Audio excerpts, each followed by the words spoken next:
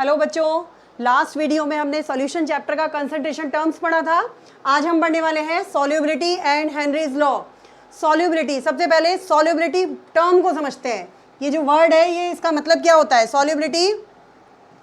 Solubility का मतलब होता है maximum amount of a substance that can be dissolved in a given amount of solvent at constant temperature. ठीक है, किसी भी कांस्टेंट टेम्परेचर पर एक पर्टिकुलर अमाउंट ऑफ सॉल्वेंट में हम जितना मैक्सिमम अमाउंट ऑफ सॉल्यूट मिला सकते हैं वो उसकी सॉल्युबिलिटी होती है। ठीक है, जैसे सॉल्युबिलिटी से कोई भी हमने सॉल्वेंट लिया और हम उसमें सॉल्यूट मिला रहे हैं, कांस्टेंट टेम्परेचर कर दिया हमने, जब तक हम उसमें सॉल्यूट मिला पा रहे हैं एक पर्टिकुलर कांस्टेंट टेम्परेचर पर, ठीक है, जब तक उसमें सॉल्यूट मिल रहा है तब तक वो अनसैचुरेटेड सॉल्यूशन होता है। ठीक है, जब उसमें और सॉल्यूट डिसॉल्व होना बंद हो जाए, मतलब when no more solute is dissolved in a given amount of solvent, तब उसे हम कहते हैं सैचुरेटेड सॉल्यूशन। ठीक है, तो दो तरह से हो गए solution, saturated and unsaturated. Saturated कौन सा होता है? जब उसमें और सॉल्यूट को हम डिसॉल्व नहीं कर पा रहे, no more solute can be dissolve, no more solute can be dissolve, ये हो गया आपका सैचुरेटेड सॉल्यूशन।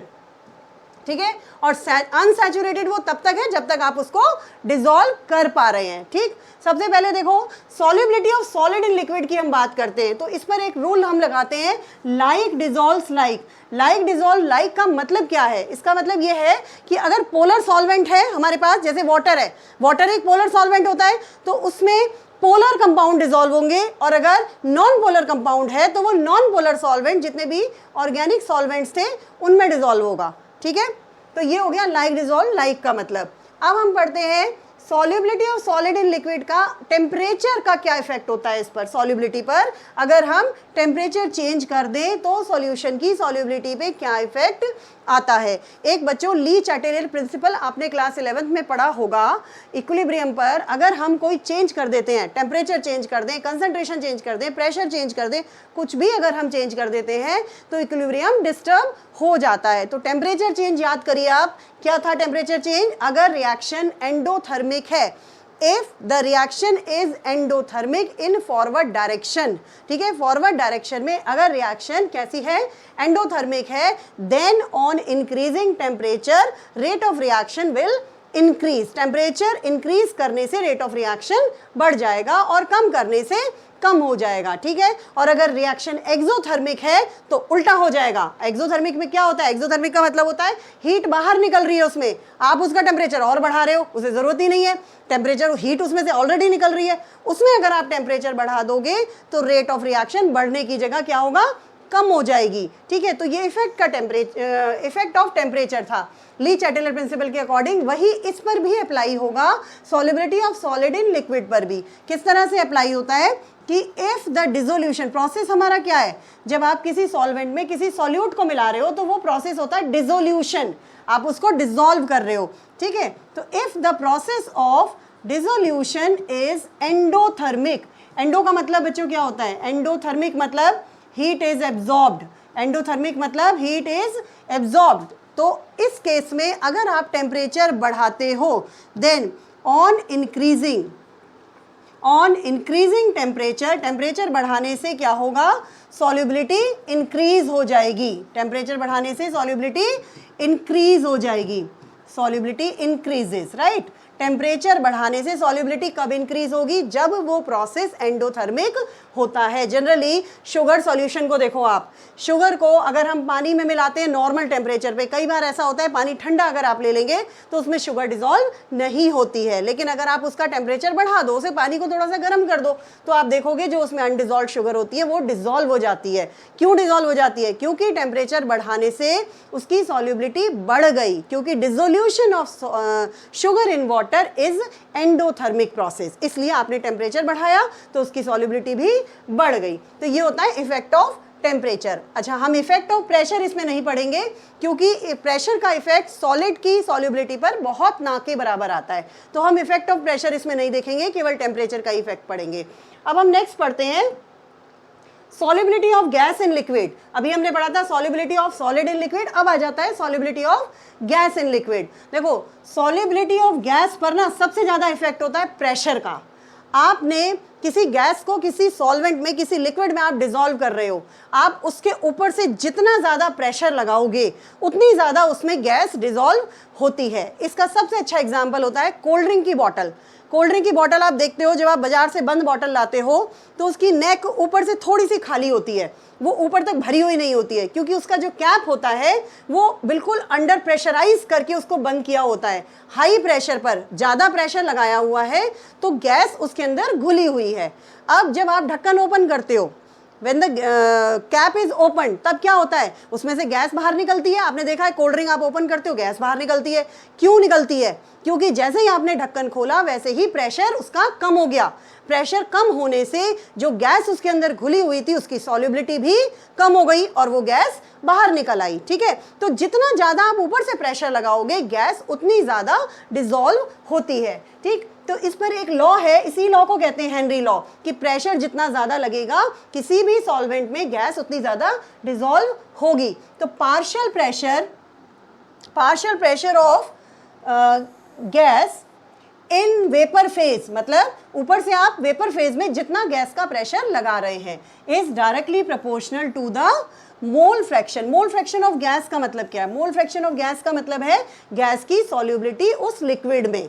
आप कितनी गैस घोल पा रहे हैं वो किसी फॉर्म में ही तो बताएंगे, तो वो हम उसकी गैस की सॉल्युबिलिटी को मोल फ्रैक्शन की फॉर्म में बता रहे हैं। तो ये क्या है? एक तरह से ये सॉल्युबिलिटी है गैस की। ठीक है, सॉल्युबिलिटी।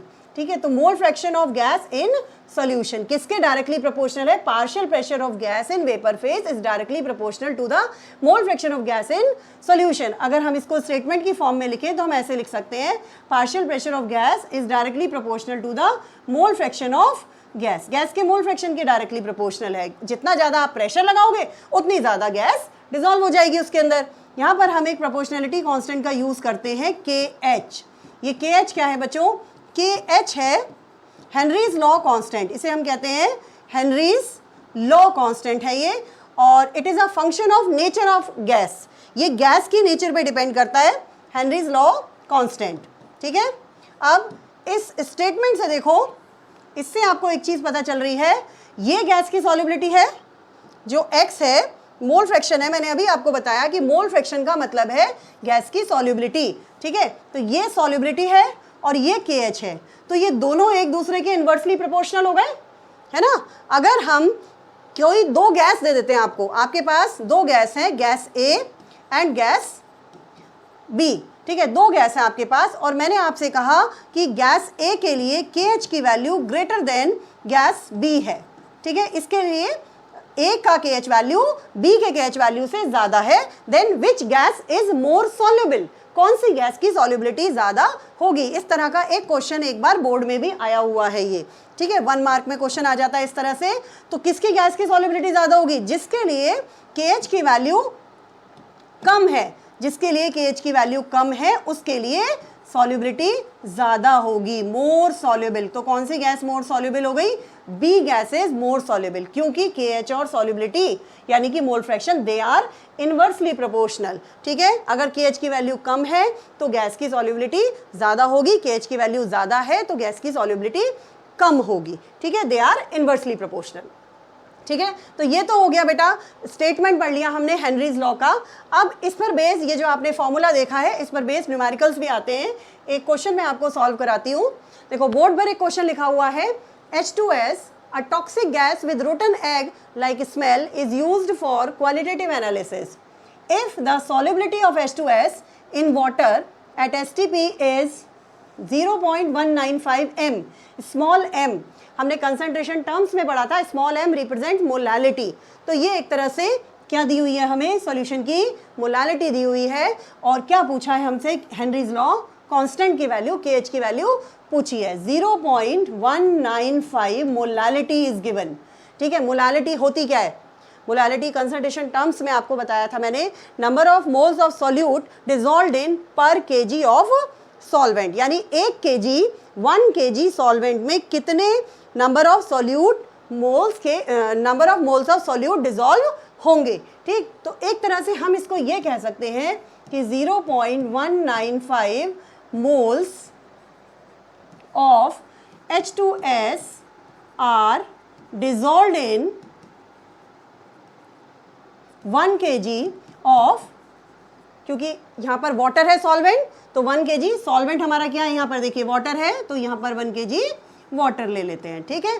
तो इसका मतलब ये इतने मोल्स हो गए H2S के, और वाटर का हमें मास दिया हुआ है, और हमसे क्या पूछा है, हमसे KH की वैल्यू पूछी है। अब हम अपना लॉ लगाते हैं। लॉ क्या था, P = KH into x. X किसका, मोल फ्रैक्शन। मोल फ्रैक्शन किसका लेंगे बच्चों, किसका लेंगे, H2S का, ठीक है। प्रेशर, प्रेशर जो होता है STP हमें दिया हुआ है, STP पर एट STP प्रेशर जो आपको लेना है, अगर आप बार में ले रहे हैं तो 0.987 बार आप ले सकते हैं, ठीक है। ये प्रेशर होता है, ये फिक्स होता है। यहाँ पर हमने ये फिक्स प्रेशर रखा, उसने STP बताया है, इसलिए हमें पता चल गया कि प्रेशर कितना लेना है, 0.987। तो यहाँ हमने रखा 0.987। KH की वैल्यू हमें कैलकुलेट करनी है। X number of moles of H2S, mole fraction का फॉर्मूला भी आपको मैंने कंसंट्रेशन टर्म्स में सिखाया था, number of moles of H2S plus number of moles of water, ठीक, ऐसे ही निकलेगा। अब बच्चों हमारे पास इसके मोल्स तो हैं, देखो H2S के मोल्स हैं 0.195, यहाँ पर आ जाएगा। वाटर के मोल्स नहीं है हमारे पास, वाटर के मोल हम निकालेंगे। वाटर के मोल कैसे निकालेंगे, देखो वाटर कितना है, वाटर 1 kg हमें दिया हुआ है, हमारे पास 1 kg वाटर है, ठीक, 1 kg वाटर हमारे पास है। इसका मतलब हो गया 1000 water, 1000 gram water.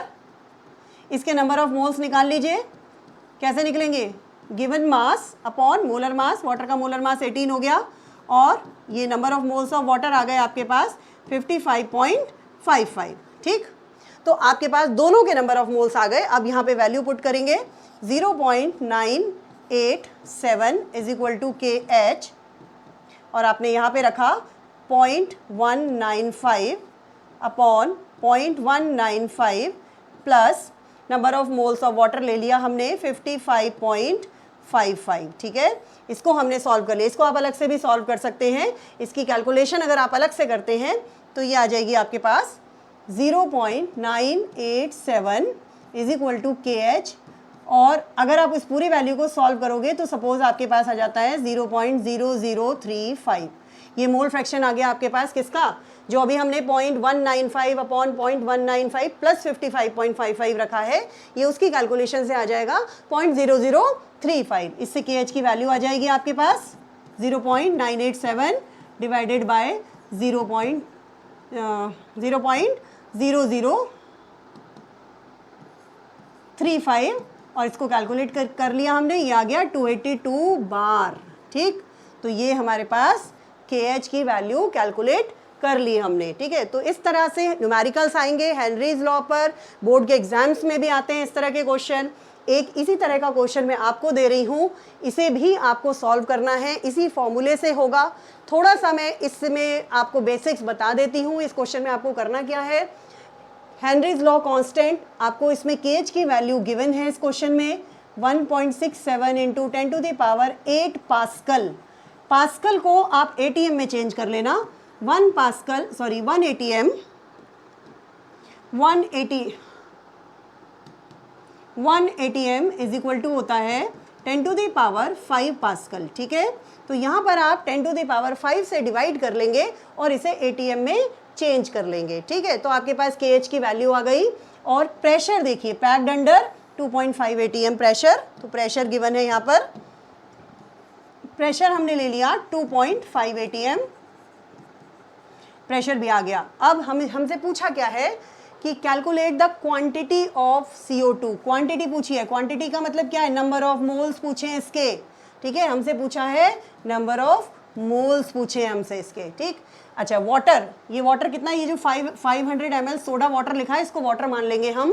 500 millilitre water का मास कितना हो जाएगा, 500 ग्राम हो जाता है। वाटर की डेंसिटी 1 होती है, इसलिए 500, जैसे 1 किलोग्राम अगर वाटर का जो डेंसिटी है, डेंसिटी ये वॉल्यूम दिया हुआ है, चाहिए तो वॉल्यूम है, अगर डेंसिटी क्योंकि वाटर की 1 है तो 500 ग्राम इसका मास हो जाएगा। तो अगर मास आपके पास 500 ग्राम दिया हुआ है तो नंबर ऑफ मोल्स कितना आ जाएगा, 500 ग्राम अपॉन 18 कितना आ जाएगा। आपने अभी 1 लीटर पानी में निकाले थे नंबर ऑफ मोल्स 55.55, उसका आधा आ जाएगा यहाँ पर, क्योंकि आधा लीटर पानी है यहाँ पर, 22 27.78 आ जाएगा।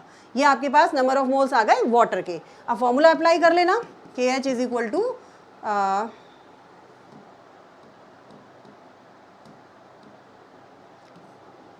Pressure is equal to KH into NCO2 upon, यहाँ पर मोल फ्रैक्शन होता है उसकी मैं वैल्यू रख रही हूँ NCO2 प्लस NH2O। ठीक है, यहाँ पर ऐसा भी कर सकते हो क्योंकि इसमें कार्बन डाइऑक्साइड की जो अमाउंट है वो बहुत कम होगी, तो आप ऐसा कर सकते हो अपनी कैलकुलेशन को आसान बनाने के लिए इस वाले NCO2 को आप इग्नोर कर सकते हो। इसे इग्नोर कर लेना तो ये आ जाएगा NCO2 अपॉन NH2O।